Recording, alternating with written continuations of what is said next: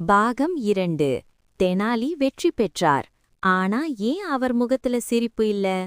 அரசர் மகிழ்ச்சியாக, தெனாலி, உனக்கு 100 பொன். ஆனா அமைச்சர்கள் முகம் சிவந்தது. இது நியாயமில்ல. இவர் பொய் சொல்லவே இல்ல. போட்டி விதி என்ன? அரசர் குழப்பம். அப்படின்னா பரிசு தரக்கூடாதா? அமைச்சர்கள் ஒரு பிளான் போட்டாங்க. சரி, இவரை இன்னும் சோதிப்போம். நாளைக்கு ஒரு யானை காணாமல் போயிருக்கு. அதை இவர் கண்டுபிடிக்கணும். அரசர், யானைய கண்டுபிடிச்சாதான் உனக்கு பொன்.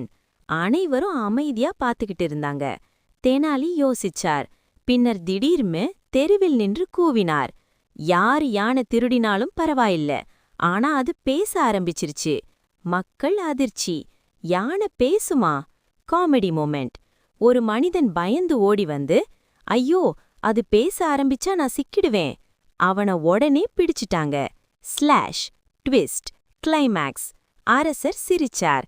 யானை பேசாது, ஆனா நீ அவனை பேச வச்சிட்ட. இதுதான் உண்மையான புத்திசாலித்தனம். 100 பொன் புனக்கே. ஆனா அமைச்சர்கள் இன்னும் கோபமா இருந்தாங்க. இது மட்டும் போதாது, இவரை இன்னும் கீழே இழுக்கணும். பாகம் 3ல என்ன நடக்கப் போகுது? தெனாலி இன்னும் பெரிய பிரச்சனையில விழுவாரா, இல்லையா மீண்டும் ஜெயிப்பாரா? நெக்ஸ்ட் பார்ட் பார்க்க follow, like, share and subscribe பண்ணுங்க.